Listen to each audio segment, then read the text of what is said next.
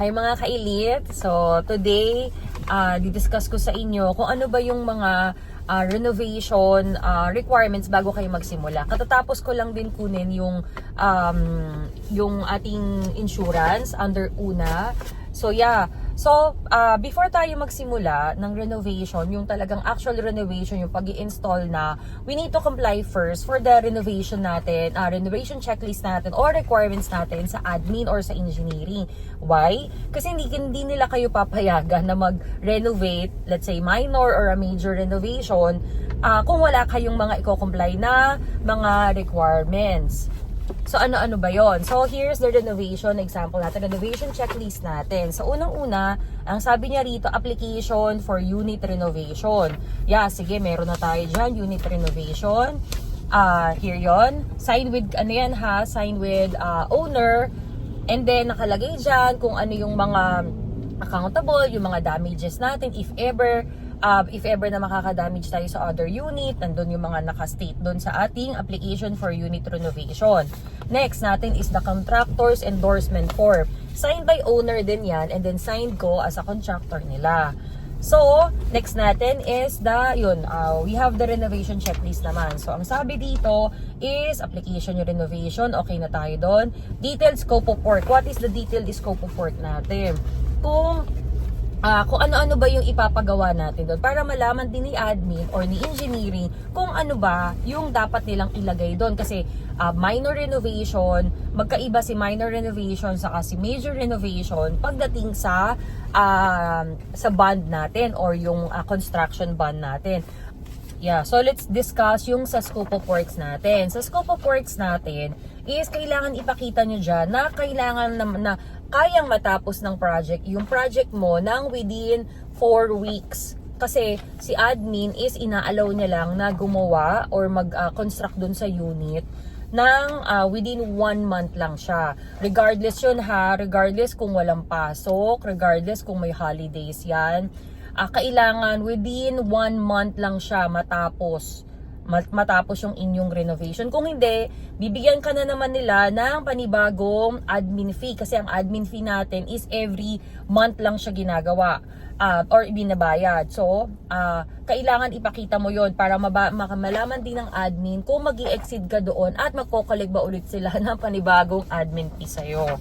So, next, so 3 sets yan. Ang sabi sabi ng ating sabi ng renovation checklist natin is ang nakalagay dito is 3 sets daw. So, and then next natin is yung mga architectural plan natin, and then yung electrical plan. Kailangan ipakita mo rin yan sa admin ha, yung mga kung paano ilalatag lahat ng mga kuryente nyo, yung mga linyahan ng natin, kung hindi ba mag overload sa dami ng ilalagay nating mga ilaw, ganyan. So, 3 sets to ha, isa sa akin. So, 2 sa admin. So, pakita ko sa inyo kung ano yung itsura ng ating mga electrical plan. Ito guys, sign and sealed to ha. Hindi pwedeng wala lang. Kailangan may i-attach lang din. May naka-attach siya na ID ng electrical ng engineering natin kung sino ang nag-sign on o sino ang nag-ayos ng pinaka-plano ng kuryente. Kailangan signed and sealed dyan.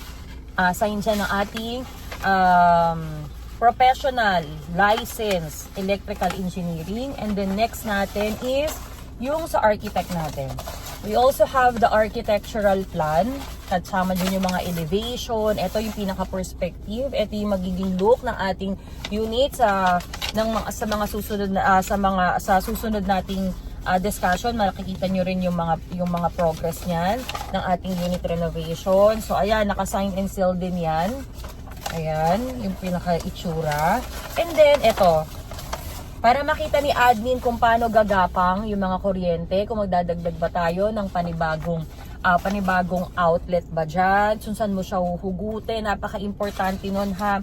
Kasi pwedeng tapos mo na yung project, after that, nakita ni admin na may mali doon sa paghugot mo ng kuryente kung saan ka humugot, uulitin nyo yan, promise. Even yung mga, yung usual na, yung sa mga nangongontrata na hindi nila alam, basta gumawa lang sila, nag-illegal na pumasok na gumawa, kasi minsan guys ha, nakakalusot yun ha, pero ako hindi natin pwedeng gawin yun.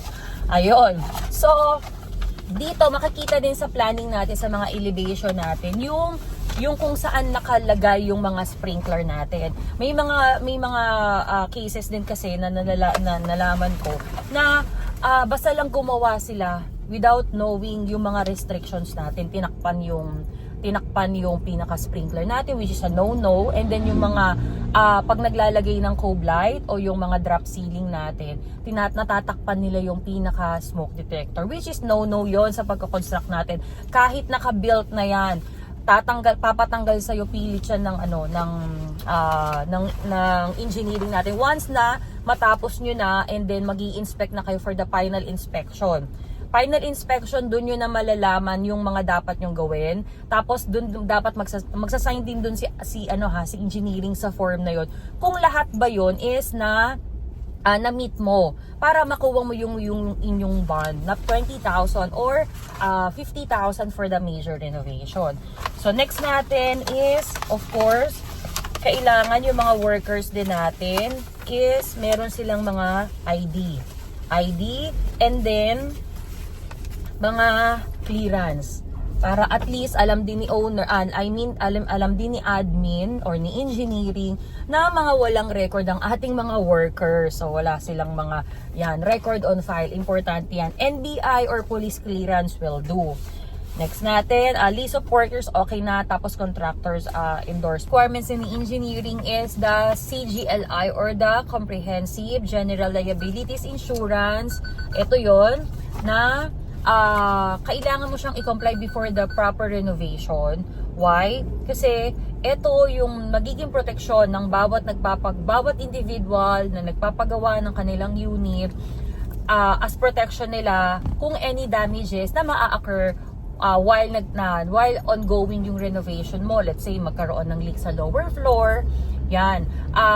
Insurance, mako-cover na siya ng insurance. And then another thing is yung mga worker natin. Of course, kailangan pa rin natin silang ma-secure, kailangan natin silang ipa-insure talaga para anything na mangyari sa kanila, ma-injured or kung ano man, is meron tayong makukuhang assistance from the insurance.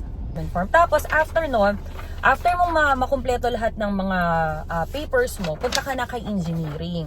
Ibigay mo na sa kanya yan, titignan niya ulit yan yung mga documents na pinasa mo kung approved na siya. Tapos mga ilang days siya, bibigyan ka na nila ng notice to proceed. Si notice to proceed is kailangan mong idikit yan doon sa inyong pinto habang gumagawa kayo, para alam nila na may nangyayaring renovation sa loob at legal kayong nagko-construct sa loob. Kasi guys mahirap pag nahuli kayo ng admin na nagko-construct kayo ng without any. Mahirap po yun, mape-penalize po kayo. So yun lang,